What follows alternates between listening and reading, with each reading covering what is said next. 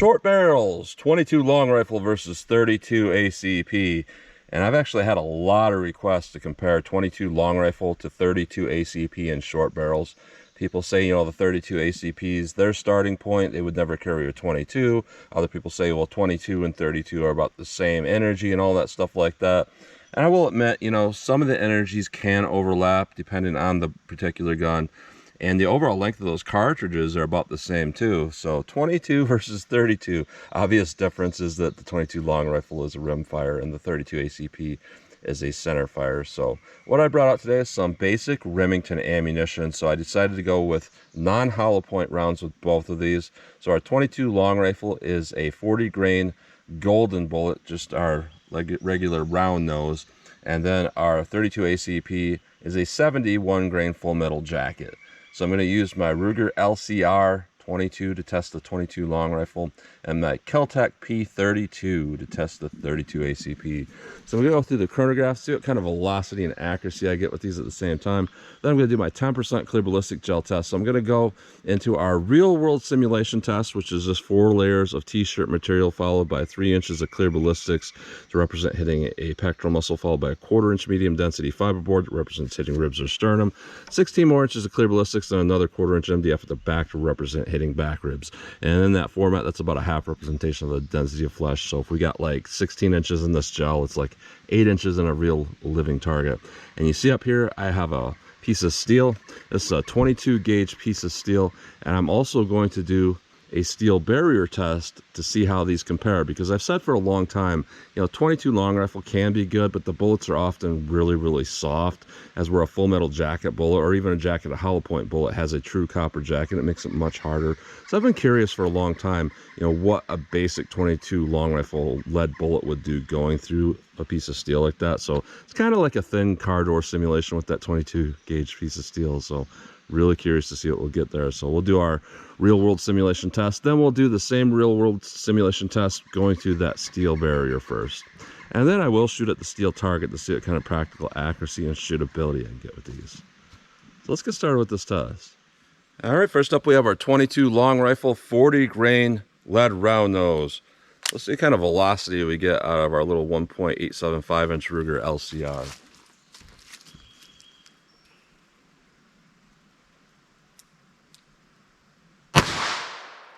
900, 857, 927, 883, 844. So not that good of velocity, but that's one of the most accurate rounds I've ran through this LCR. So that's looking pretty good on that accuracy standpoint. Now 32 ACP, 71 grain full metal jacket. Got our I think it's a 2.7 inch barrel on our Kel-Tec. Let's see what we get here.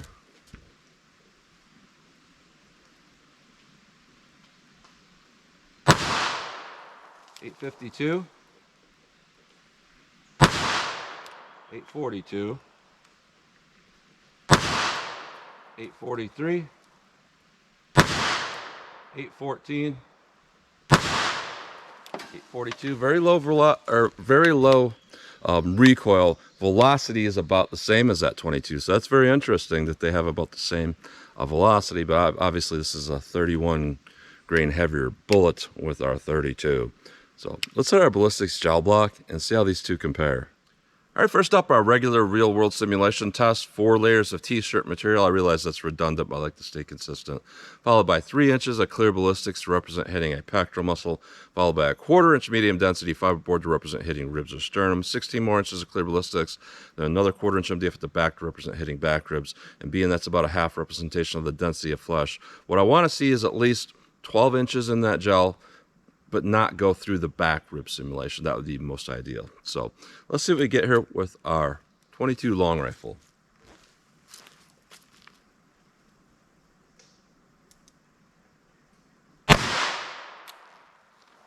All right. Let's hit that with our 32 ACP. Let's go take a look.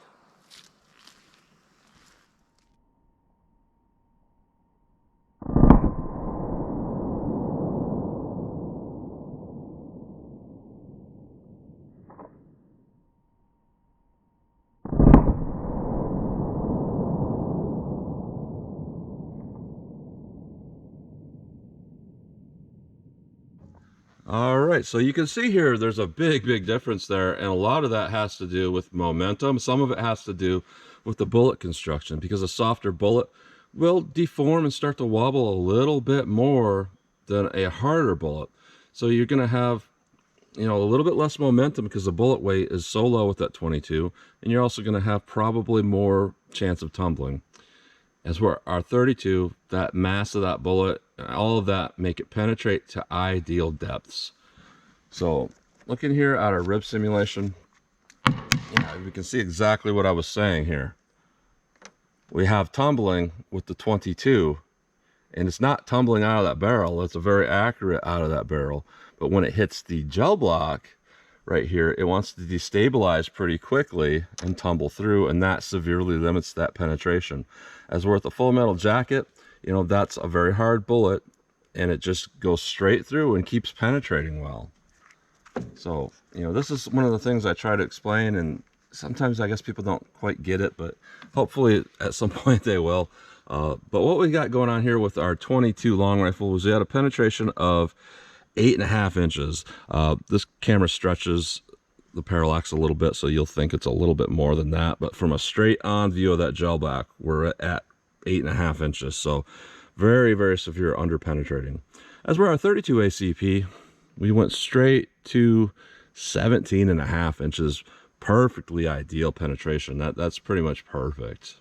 So big difference here between these two. So let's put up our steel barrier. That's not going to be helpful for that 22 though, and we'll see how these do through that steel barrier.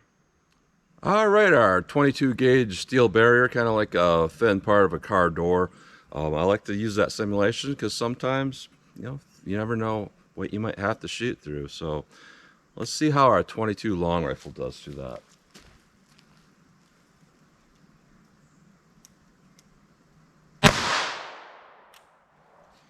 All right. Now let's hit that with our 32 ACP.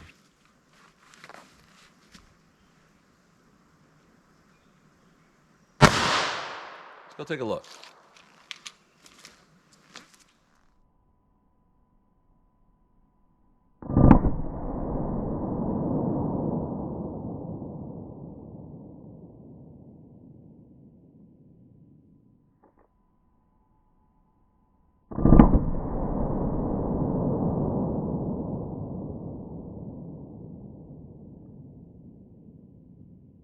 All right, so yeah, I am actually a little bit shocked that that 22 actually went that far in that gel. And one thing I noticed right away is, you can tell by looking at this piece of steel here, is our 22, it was starting to mushroom against the steel because the hole is almost the size of the 32. So that soft bullet really is starting to mushroom out. So we probably do have a larger mushrooming going on here than what it started at. But again, we have severe under penetration. And again, looking here, there's a little bit of wobbling starting to happen here. A little bit of yawing starting. Here maybe a little bit with the 32 also, but again, that bullet is much harder with that 32, and it's got much more mass, and this is where the word momentum comes into play. You know, momentum is played out here. This is what we're seeing. This is how you can, you know, look physically at what momentum does. It doesn't knock people over. It's not like a 45 has momentum, a 9mm doesn't. You know, lift someone off their feet and knock them down if they're hit with a 45. It's nothing like that. What momentum is it just means that the bullet can continue on its path, cutting through the target. You know, that's realistically what it's useful for. So we have a huge difference in momentum with the 32 versus the 22. And the 22, again, parallax will throw this off, but we're at about 7 3/4 inches of penetration. So that's very much under penetrating. With our 32, we still got adequate depth of penetration. We got about 13 3/4 inches overall. So looking at this, what we can say is that while the 22 might work for defense, you know, when anything hard comes in the way, even ribs simulation here, even ribs, your penetration could be severely limited by that. Partly just because the bullets are soft, and partly because they are going to start to tumble because they lost their momentum. And overall, looking at 32 ACP, Even though this is a smaller pistol, it did significantly better. So even though the energies, you know, sometimes can be similar between the two of these, that doesn't necessarily make them the same. Because bullet construction, bullet weight, all of that make a big difference. So let's pull these bullets out of the block, take a close-up look at them. Then I'll shoot our steel and see what kind of practical accuracy and shootability I can get with these. All right, so here's a close-up look at these bullets going through our regular real-world simulation testing. So that rib simulation made a big difference here on that 22. So here's our 22 and our 32. So this whole test really is about the difference between a 22 copper wash and an actual jacket. And there's a big difference in how those things will perform, especially when you go through something like ribs. So with our 22 long rifle, we can see mangling, see the base flattened when it started to tumble through. You know, that plating doesn't really provide any protection to that lead bullet. So when you deform it, you can cause it to do irregular things. And this is something I've talked about for a long time. You know, I said that there's been cases where 22s have hit skulls, flattened, went along the skin, and came out the other side of the skull without actually entering the skull. And the reason why that happens is because these copper washes are very, very thin, and that can mangle or flatten a bullet to the point where it can do that. And being such low energy also, I mean, it's doubly that can happen like that. As when we look at our 32 here, true full metal jacket, that type of flattening isn't going to happen. So shot placement, when people say shot placement is everything, well, that's not necessarily true, but also you think you're going to get shot placement with this. You're aiming on the outside of the body where you want it to hit. Let's say you aim right for center mass. It perfectly hits on the outside of the body where the heart is. Well, then it deforms, slides across a rib, comes out the groin. Well, did you make shot placement? No, because you picked the wrong round of ammo. If you use something like this and you made that shot placement, it's going to mirror that in the inside of the body because of that extra momentum and that hard jacket. So you made good shot placement. See, this is the thing I've been trying to talk about for years, and people just aren't getting it. Now going through our hard barrier here, things change up a little bit here, but you know, our 32 deformed a little bit, our 22 deformed a lot. So that hard barrier completely mushroomed that 22 caliber bullet there. It made it almost as big as 32 caliber there. So with that lack of bullet weight and that bigger bullet size now, diameter from it mushrooming, then it's going to have a huge problem penetrating. As where the 32 just flattened the tip there compared to, you know, not that barrier in the way, which really didn't change much. It still allowed it to just penetrate, you know, fine. So 22 versus 32, they might seem similar, but they are worlds apart. So that's a close-up look at those bullets. All right, 14 yards from the target, my practical shootability distance. So I just want to get a sight picture, pop off these rounds as fast as I think I can accurately hit the target, and see if there's a big difference between 22 long rifle out of this revolver and 32 ACP out of this little pistol. And interestingly enough, these both hold 8 rounds because our pistol is 7 plus 1, and our revolver is 8 shots. So let's see what we get here with our 22 long rifle.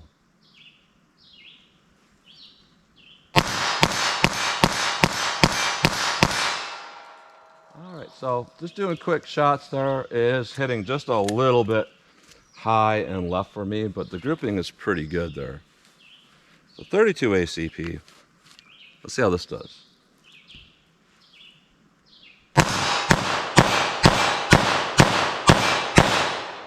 All right, so I did miss several of those. I haven't shot this pistol in months, and I think that's why. And just the recoil got away from me, and I think I had the sights lined up, but really I didn't because these sights are so low profile. So overall, even though 32 pocket pistol is easy to shoot, it's nowhere near as easy to shoot as the 22. So we definitely have some trade-offs here. You know, a 22 is obviously easier to shoot overall. Now, it's not necessarily a fair comparison. That being said, these guns aren't that much different in weight. I think this is around 10 ounces. I think this is something like under 14. But I think when you go down to pistols that small, that much can make a big difference. But even if I had a pistol like this with N22, it would be about the same difference, honestly, where the 22 is going to be a lot easier to shoot. So looking at this, yeah, we have the shootability of the 22, but we have the much better terminal ballistics performance of the 32. So looking at this test overall, I mean, it's hard for me to recommend 22 long rifle with most regular ammo. Now we have some good rounds of ammo like the Federal Punch that perform pretty well, and there's some other round nose type rounds that will actually penetrate pretty well. I think a big part of it is 40 grain bullets tumble too much. I think if you were to get like the Aguila, the 30 grain ones in the round nose, or it's something like 30 grains, I think stuff like that would probably penetrate adequately. And I'll have to test that whenever I get my hands on it, but I haven't seen that in stock anywhere for a long time. So stuff like that can do well, but most of your bulk ammo that's like 40 grains doesn't seem to perform that well. So you have to be very, very picky with what ammo you pick. With 32 ACP, you can pick pretty much any 32 ACP full metal jacket. It's gonna work. I've tested a bunch of it, and they do pretty much the same thing every time. So interesting results overall. That's what you get today. So as always, comment, share, and like. And thanks for watching.